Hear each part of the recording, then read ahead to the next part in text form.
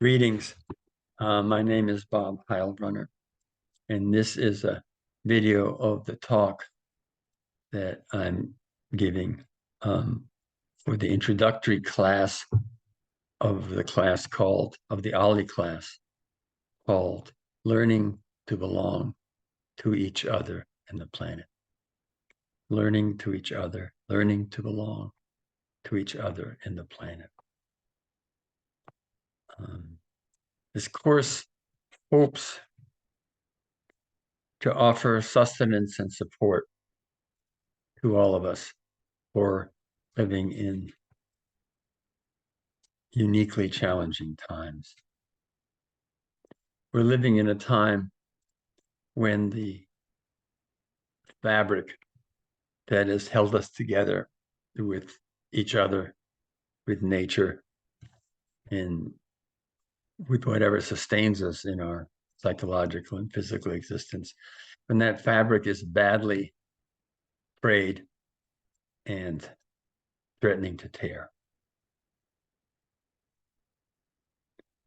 threatening to unravel. And I think we all have our own ways of responding to that.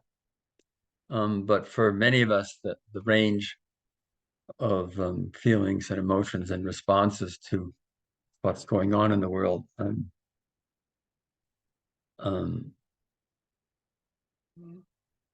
have involved being alternately angry, scared, confused, feeling hopeless, lonesome, numb, isolated, ashamed, and feeling powerless in our watch on the planet. But I think the underlying deepest feeling is one of grief, of deep and almost potentially overwhelming grief at how much of what we love about life and the world is being lost, how much more is in danger of being lost, and grief about how much of what we love will not we will not be passing on to future generations, and grief about the world that we are leaving our children and all beings, human and non-human, to follow. Despite these feelings, these are all completely legitimate feelings. But despite these feelings, I think that if we want to be warriors for love, warriors for life, we want to be warriors in defense and protection of life, it's really important that we personally, in our personal life and relationships, celebrate life, love life, allow us to be resourced by life, allow ourselves to be resourced by life, and live in the full awe and gratitude appropriate for the turn on the planet, for being gifted the turn that we've been given on the planet.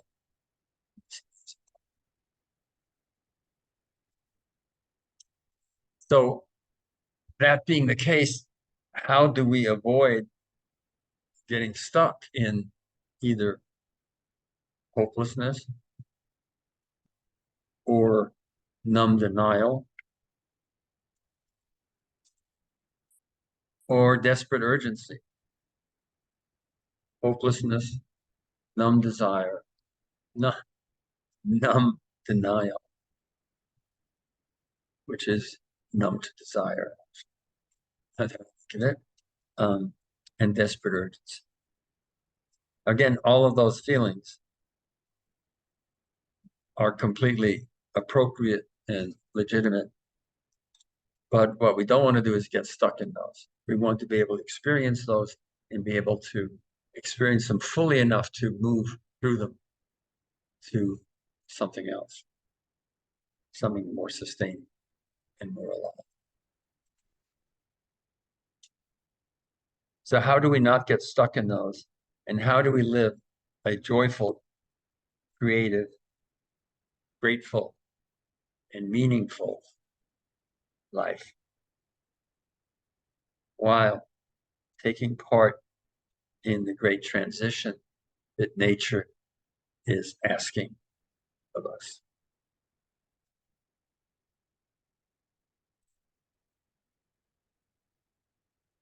How do we enjoy life and make the best use we can, and at the same time, make the best uses of we can of the watch that we've been gifted, of a watch we've been gifted by everything from stardust to organic chemicals to all the life forms that have come before us to create the world and the life that we have been offered. And if so, how do we avoid being overwhelmed by the responsibility that the global crisis seems to present us with? Some of our overwhelm actually has to do with the nature of what our cultures got wrong, but we'll get back to that. I think it's helpful to start by orienting ourselves, by mapping the predicament that our species and our present culture has created. Almost all cultures, almost all indigenous cultures have, in one form or other, celebrated the four directions, and not only celebrated them, but seeing them as sacred. The four directions, or four seasons, or the six directions if you include above and below, or the six directions if you include inside and out. Beauty to the left of us, beauty to the right of us, beauty before us, beauty behind us, beauty around us, and beauty inside us. So that way of orienting in the world, there's something sacred about that, because that's what it's sort of the you are here. You are here. You've seen the maps of the universe as a whole, or of our galaxy, and there's a little thing that says you are here. So the orientation that you are here is part of knowing our place in the larger scheme of things. So I think it helps. That orientation is one important starting point in trying to figure out, understanding where we are and understanding the implications of where we are for where we need to go. And I also think that in mapping it,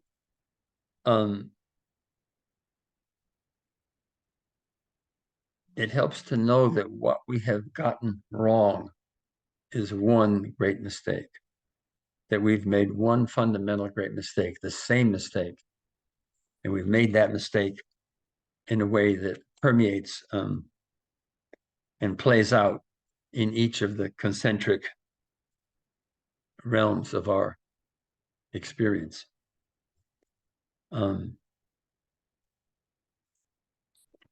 It plays out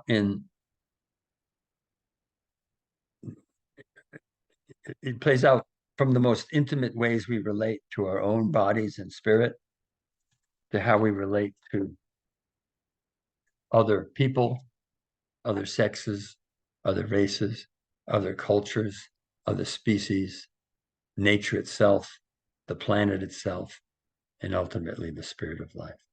The one same mistake.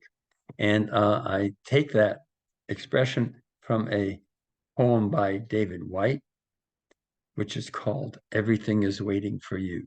Everything is Waiting for You, from David White. And in that, he uses the expression, your great mistake. And I am now going to pause for a minute and get that poem up on screen share.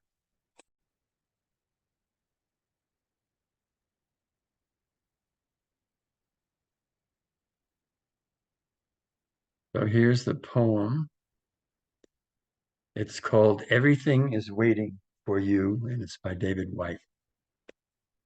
And I always picture him looking in the mirror when he says this. Your great mistake, here's the notion of the great mistake.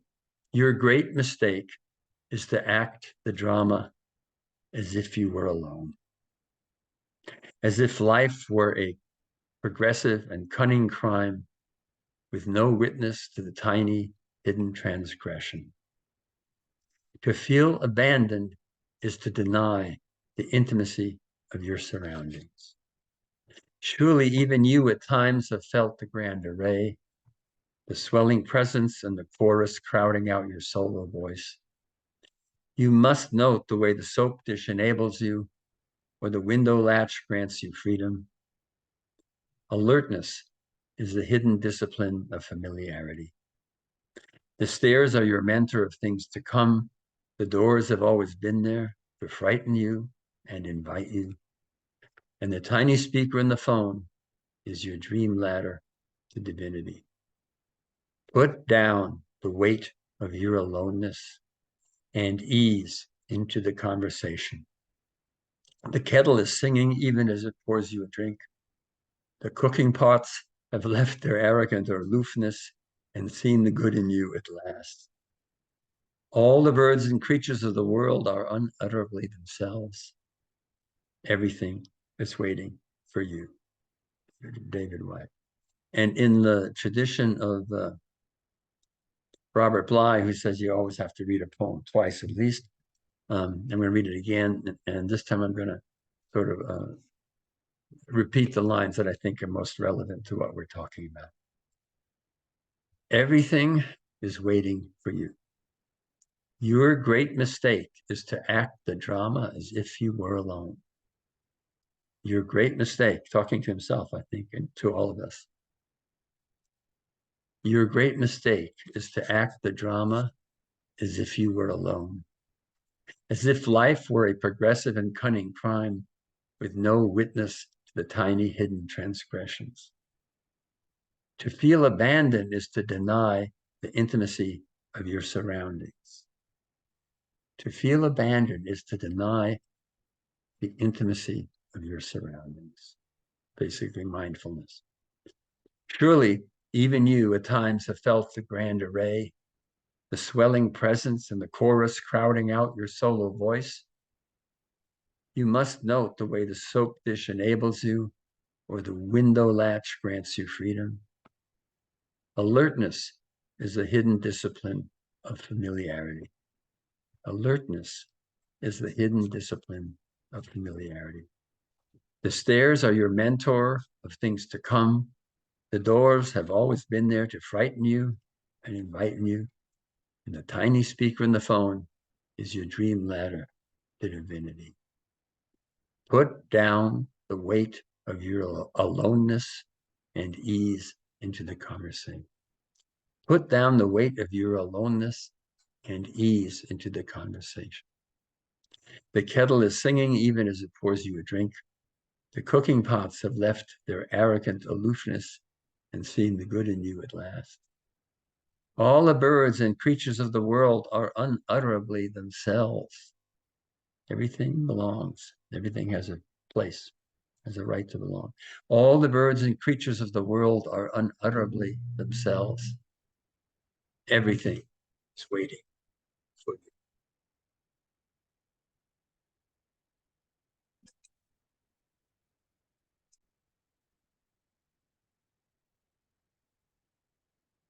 So this great mistake, as I've said, of our supposed separateness and aloneness and disconnection and non-participation and being either above or below the rest of the world. This great mistake has enormous costs in genocide, in extinctions, in the general destruction of the environment, in warfare and brutality, and on and on. And as we'll develop in this class, I'm going to say that same mistake happens at all these different levels of the way we live. And therefore, and as we move along, we'll progressively in each class be discussing and unraveling how the great mistake plays out in these different spheres. For instance, the economic sphere, or the psychological sphere, or the sphere, or the social sphere, or the ecological sphere, and so on, or the spiritual sphere. But I want to say right now, just as a starting point, that in some way, the most fundamental harm of the great mistake is that in its various forms, it is a frontal attack on our sense of belonging in this world, a frontal attack on our sense that we are part of the world, that we are sustained by and supported by and responsible and ultimately expressions of and manifestations of the great living web of life. The great mistake of our imagined separateness or exceptionalism cuts us off from the ancient legacy woven by everything that has come before us, that has co-created the world we've been gifted, and that sustains us. It denies that we are as much children of nature as the slime mold or the eagle, and that we have every right to be here, as well as every responsibility to be good citizens of the whole, which to say, to be constructive citizens of life, which is to say, to belong, to both be ourselves and be part of. Another way of coming at understanding the great mistake, for me, came listening to a Native American elder, and I'm embarrassed to say that I can't find the tape anymore, and I don't remember either his name or even what people he's from. But I do know that he was interviewed and he was trying to explain the difference between the Native American viewpoint to a white interviewer, and he doesn't feel like he's getting across. And at one point, he gets impatient. He says, "Look," he wants to just get down to. He says, "Look, the difference is we are born to the garden, and we live in the garden, and you were expelled from the garden. We live in the garden. We're born to and live in the garden, which is expressed in the expression all our relations.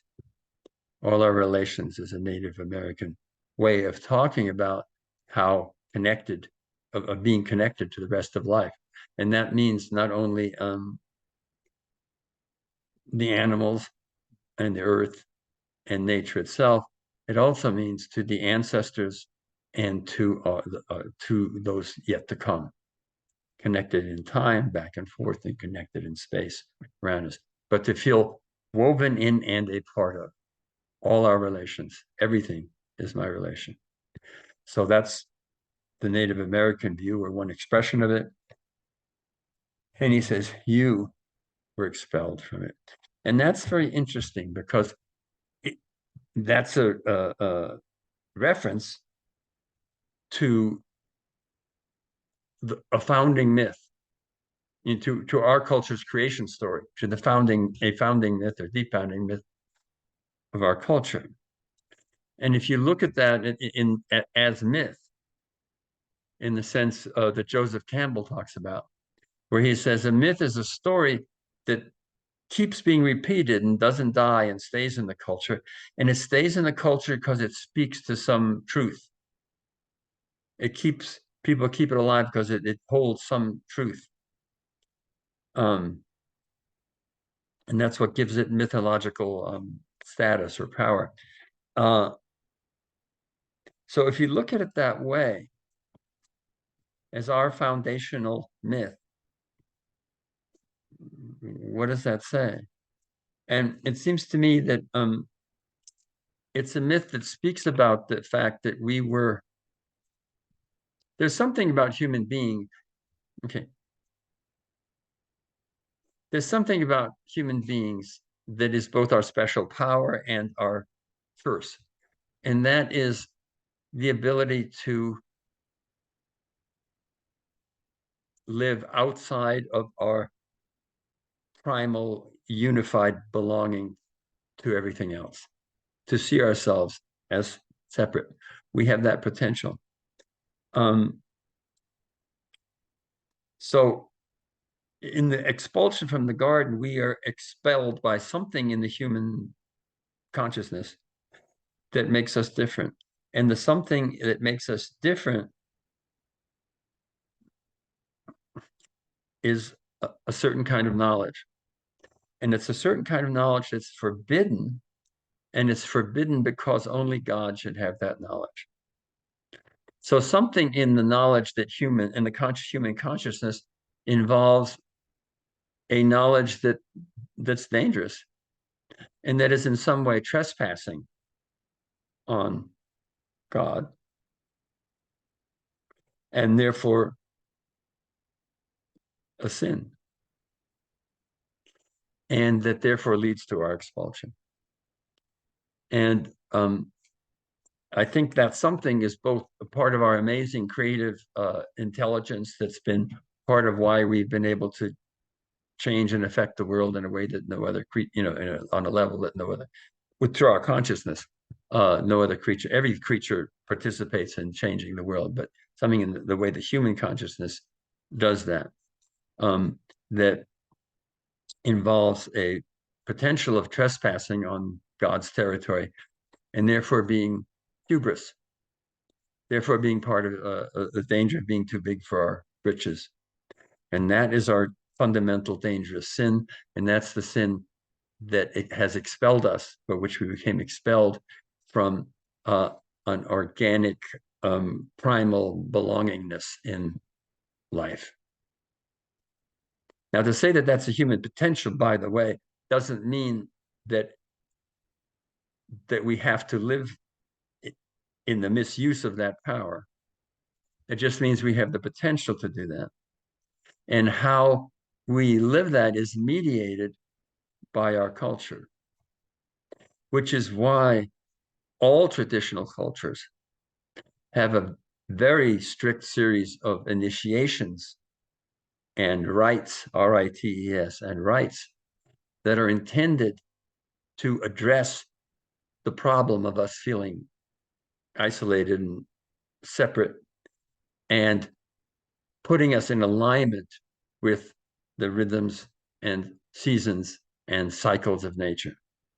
So I think all human cultures have been aware of that danger and have found ways to try and bring us back into alignment with nature and life, to adjust to life as it is, rather than life as we would want to imagine it and create it as though we had the freedom to make life whatever we want it to be, such as building pyramids to live forever.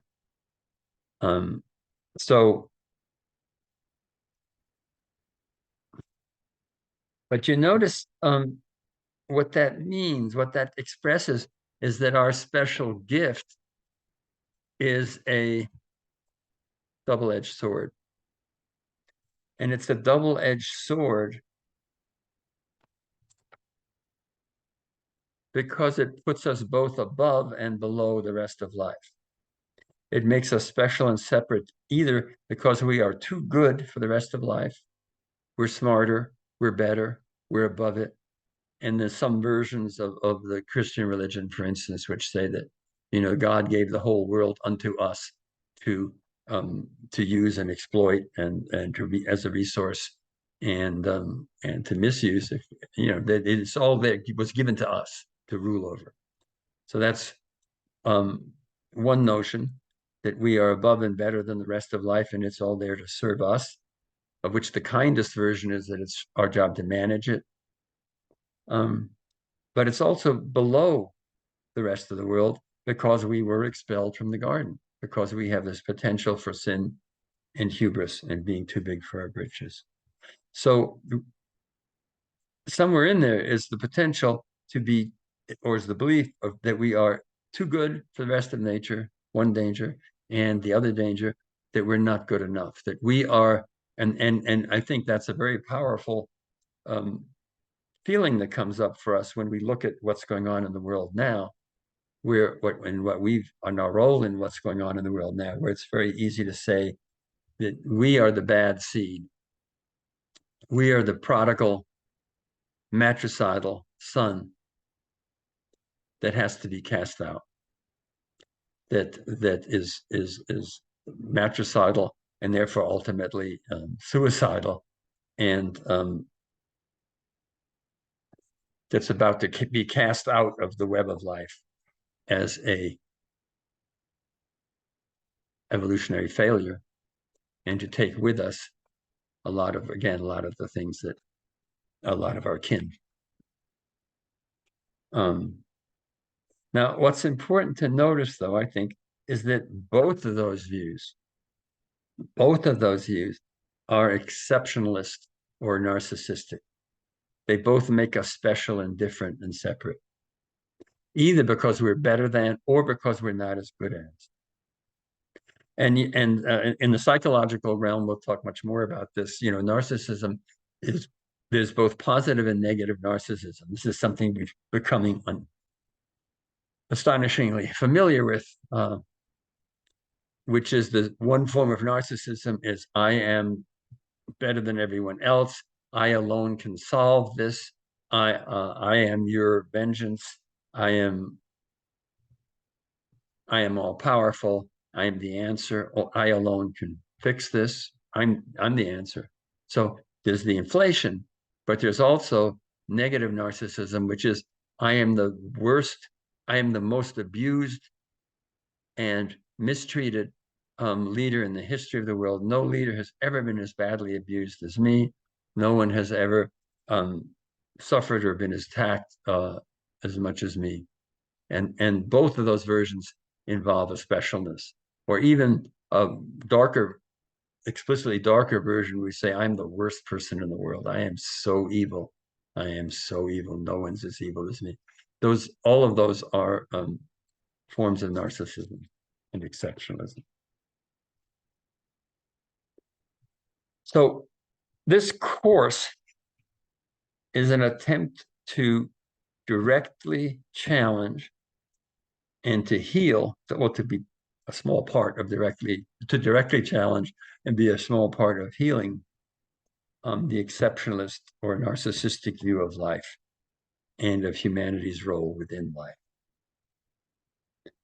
And again, of all the damage and destruction caused by this exceptionalism, by the exceptionalist paradigm, one of the most direct and underlying wounds is to our personal sense of belonging. Narcissism, the narcissistic paradigm, there's a lot of names you could call that paradigm. You could call it patriarchy. You could call it colonialism. You could call it imperialism. You could call it sexism. You could call it, depending on the realm you're talking about, you could call it homophobia.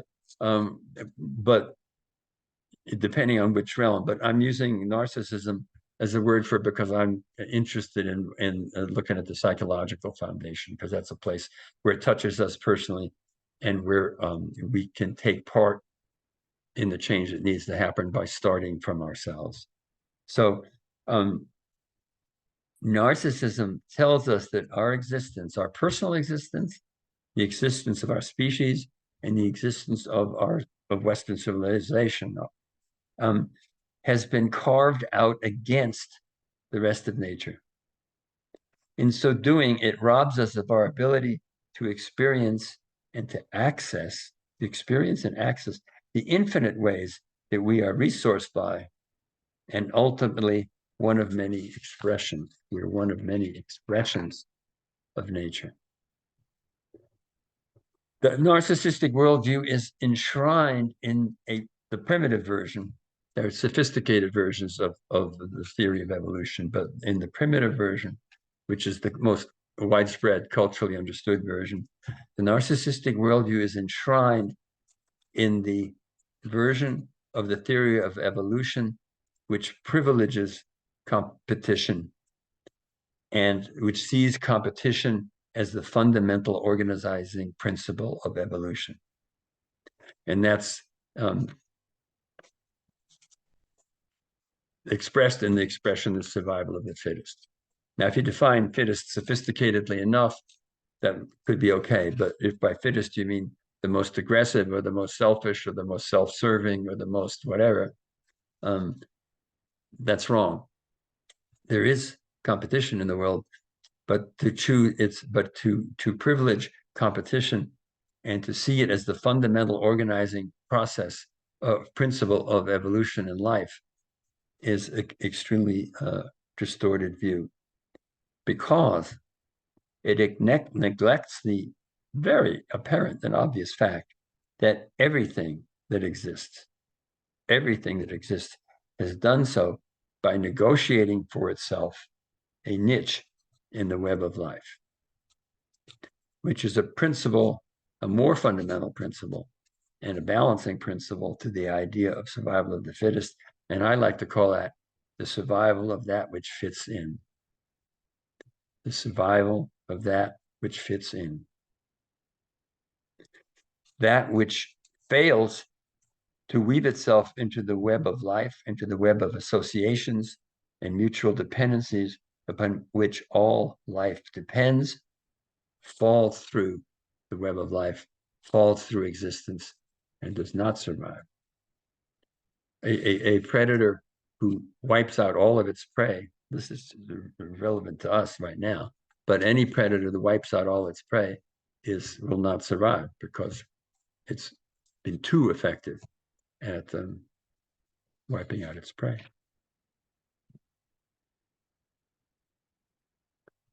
And what that means is that but everything that exists has found its place in the web of life, or it wouldn't exist, and that includes us. And that means that our ancient dialogue with the rest of nature has left us with the instinctual resources necessary to belong.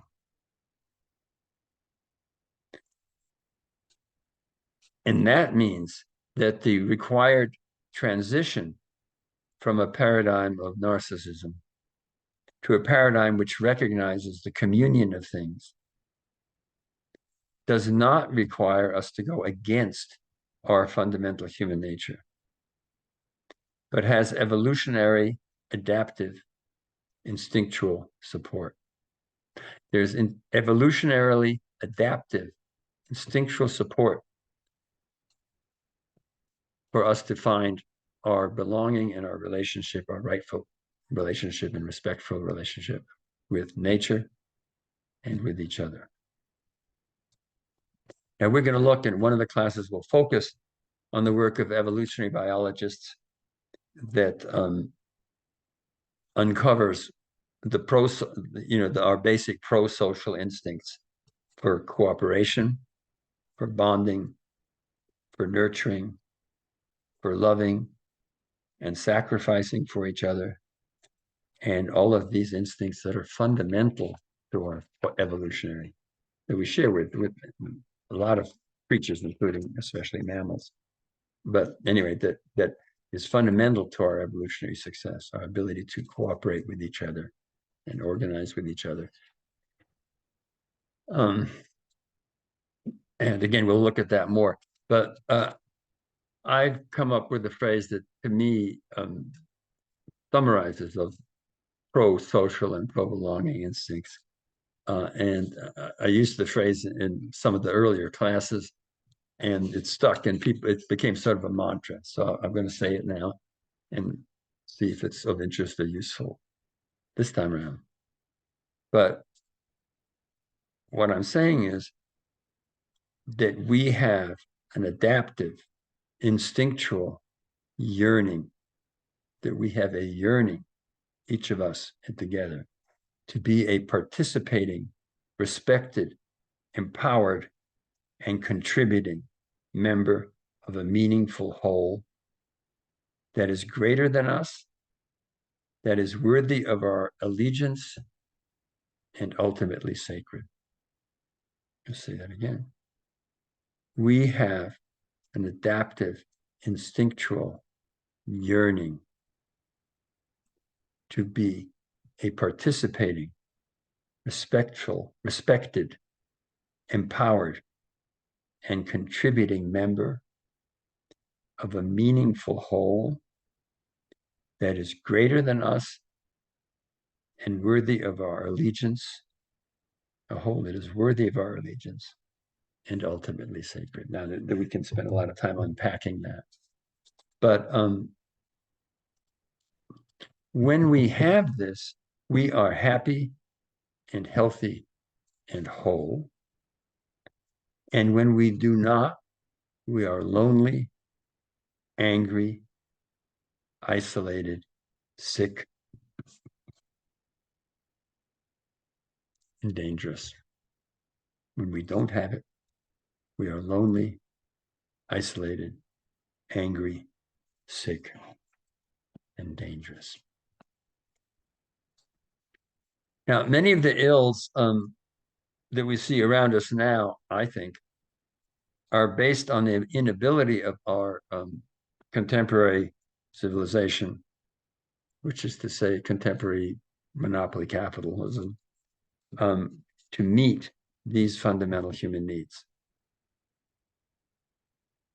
And when they are not met, we are extremely vulnerable to having those needs misused, to having them manipulated by an offer of false belonging to something that is in which we are not actually respected or empowered, which is not actually worthy of our allegiance and certainly not sacred.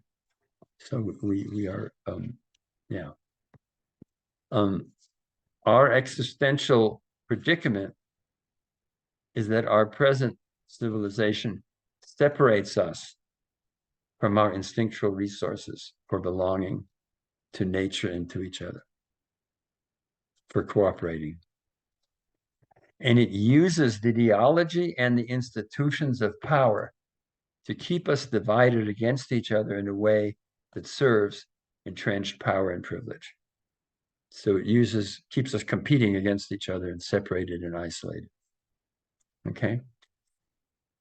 It uses the ideology and institutions of power to keep us divided against each other in a way that serves entrenched power and privilege. A minority of people cannot dominate, exploit, and enrich themselves at the expense of the majority unless they find a way to do that. However, the narcissistic paradigm has shown itself to be unsustainable, and its cost in human and environmental damage and suffering are unsustainable. So we're left with the challenge of answering nature's increasingly stern and insistent call to come up with something new,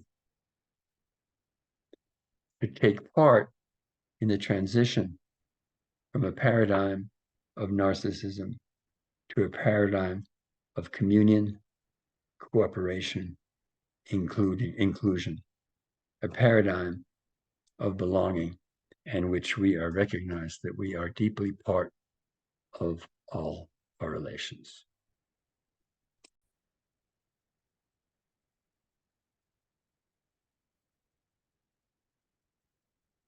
This course hopes to offer three things.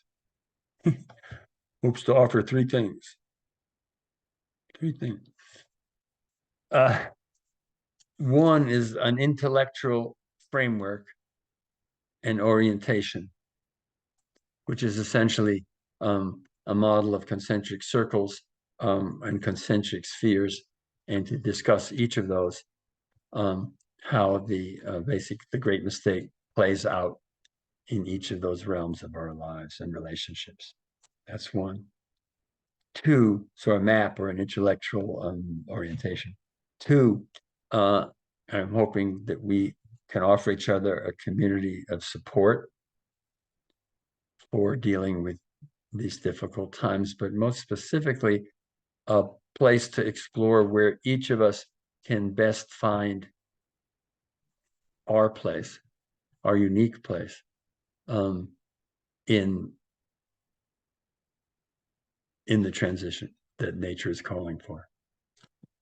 Where are we most interested, most passionately connected, most attracted, but also where do we have the most accumulated wisdom to play our part in the transition.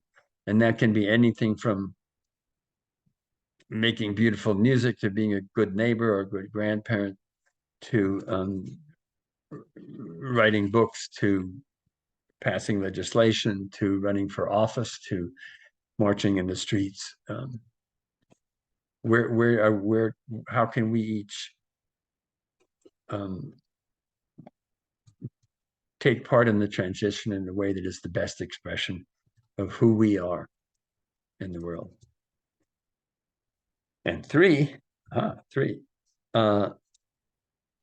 want to offer some experiential practices to help us access the inner guidance of the life force within each of us. I've said one of the great damages is that we've been separated from that. But I want to offer practices that may help each of us find our belonging and find the ways in which we are expressions of the life force, in which the life force can work through us, and in which we can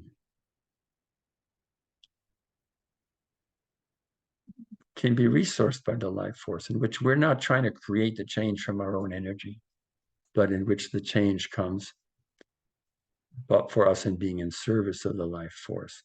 And that was an important lesson, I want to say, of the 60s and 70s movement. I think the biggest mistakes we made in that movement was when we were trying to struggle for someone else. And the best work we did was when we realized that we were struggling for everyone, and we were struggling for other people, such as the Vietnamese in the war, but that we were members, that we were also struggling for ourselves. We were also, that in engaging for changing and improving the world in solidarity with other people's struggles, we were also choosing ways of living that gave us the richest, most experience in life that we could have. And so that was the coming together of the political and the personal in a way where we were part of the constituency of we were ourselves part of the constituency of the revolution we were trying to make. Maybe that's the best way to say it. That when we considered ourselves be a part of the constituency of the change and the revolution we were trying to make, that's when we were healthiest in participating in the struggle. And this last part, accessing the resource of the life force within us, is part of the answer to the question of overwhelm, because we human beings are not going to destroy the world by ourselves, nor are we going to save the world. Nature is going to save the world. Nature is going to continue and be itself in whatever form it chooses to take, with or without us, and perhaps with or without some of the things that we love and will take with us if we fail. But nature, it's not us, it's nature that will make the change. And nature may find human beings, if we do our best to be the best humans we can, nature may find us to be adequate or useful tools in making the change of in making the change of saving itself and continuing life.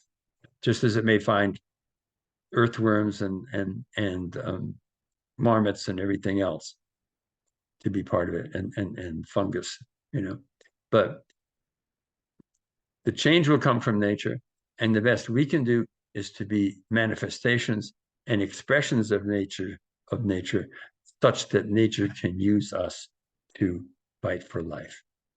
And that energy, and we become vehicles of that rather than generators, lonely generators of the power to make change, which again is part of overcoming the sense of exceptionalism, including the sense of exceptional responsibility, which is not a place from which good energy happens and from which deep change can really happen. I think that's what I want to say for now. And I look forward to continuing this class and seeing what we can build together.